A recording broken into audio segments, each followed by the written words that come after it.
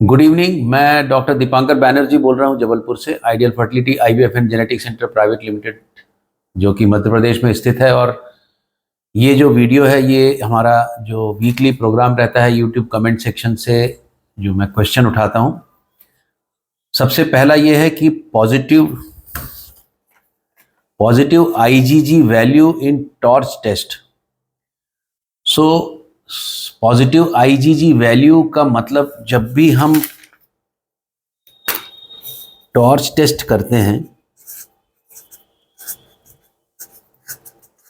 This TORCH test means there are few infection. These are toxoplasmosis, rubella, cytomegalovirus, herpes, कई लोग O से other भी लेते हैं, that is parvovirus and Zika virus. इसका पूरा डिटेल आपको मेरे यूट्यूब लाइव में आपको दिखेगा। अब ये जब भी इन्फेक्शन होते हैं, जो शुरू में इन्फेक्शन होता है उसमें एक इम्यूनोग्लोबुलिन जो बढ़ता है वो कहलाता है आईजीएम।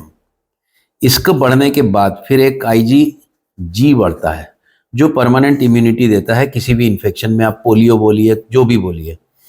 यदि आईजीजी पॉजिटिव है और आईजीएम नेगेटिव आ रहा है तो आपको परेशान होने की ज़रूरत नहीं है। ये ओल्ड इन्फेक्शन है और इस इन्फेक्शन से बच्चे में कोई असर नहीं आएगा। ऐसे बहुत सारे कॉम्बिनेशन होते हैं जो मैं उस वीडियो में डाला हूँ। आप मेरा वो वाला वीडियो यदि फीटल इन्फेक्शन का देखना चाहते हैं तो देख सकते हैं। Second question was absent nasal bone, NIPT normal, what should I do? This is very important question. Absent nasal bones means आप NT-NB स्कैन कराने गए हैं एंड वहां पर यदि नेजल बोन एब्सेंट है तो दिस इज पॉज करता, यदि नेजल बोन एब्सेंट है तो उसमें एक प्रॉब्लम ये रहती है कि this is one of the marker जिसमें कि बच्चे में डाउन सिंड्रोम होने का खतरा हो, से डाउन सिंड्रोम हो ही जाए। पर बाकी चीजें यदि ठीक हैं तो आपको नेजल बोन एब्सेंस से बहुत ज्यादा नहीं घबराना चाहिए। And the nasal bone absence is one of the marker, but if you want to get it confirmed, then you should go for amniocentesis to make more sure. ये मैं जो आपको रेफरेंस दे रहा हूँ, this is from this book and उसमें यदि आप जाओगे तो आपको फर्स्ट ट्राइमेस्टर अल्ट्रासाउंड का जो इसमें चैप्टर है उसमें आपको नेजल बोन के लिए जो ज़रूरत की चीज़ें हैं,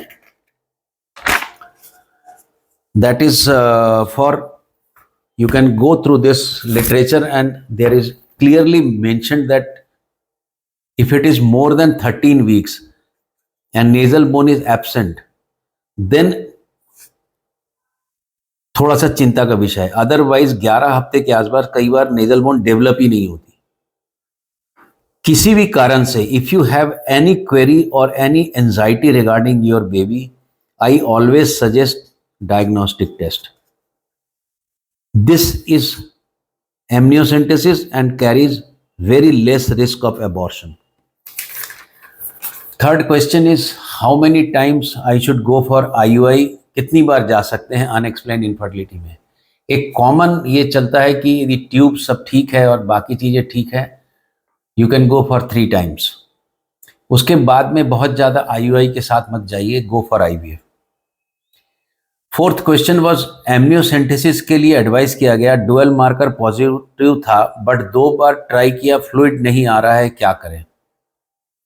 this is a very tricky situation in amniocentesis. लोग बोलते जरूर हैं कि amniocentesis not very difficult, simple comparative to chorionic villus sampling, that is 100% there. And sometimes यदि आप एमनियोसेंटेसिस को 16 वीक्स या 15 वीक्स के आसपास करें तो जो नीडल होती है, जो नीडल हम डालते हैं, उस नीडल को जब हम पास करते हैं तो यहाँ पर एक कोरियन होता है और एक मेम्ब्रेन होती है जिसको हम एमनियोटिक मेम्ब्रेन बोलते हैं।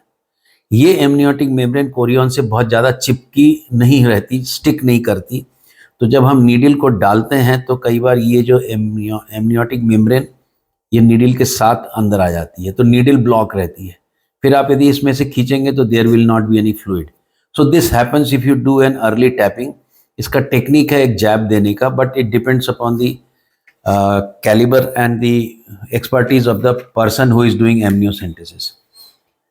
And the last question is taken as beta HCG value 1608 in 6th week, but no gestational sac. What should I do? I will advise go for another ultrasound after 6 weeks, because gestational sac, if it is not visible at 10,000, if it is not inside the uterus, we are always worried about ectopic pregnancy. And take it seriously. Within 7 days, get another ultrasound done, especially by transvaginal sonography, because with transabdominal sonography कई बार gestational sac दिखाई नहीं देते हैं, तो uterus में भी नहीं दिखाई देंगे और एक्टोपिक यदि हुआ भी तो भी नहीं दिखाई देगा। तो better to go for transvaginal sonography.